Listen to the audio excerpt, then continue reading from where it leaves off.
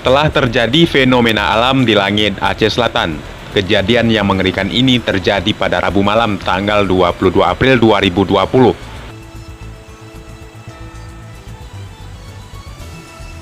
Kerlap-kerlip langit dan disertai hujan deras juga mengakibatkan terjadinya pemadaman listrik pada sejumlah kampung oleh pihak PLN, demi menjaga tidak terjadinya hal-hal yang tidak diinginkan. Salah satu warga mengatakan hal ini sangat jarang terjadi, hingga hampir tidak ada sama sekali. Sejauh ini belum ada informasi tentang musibah atau kejadian-kejadian lainnya.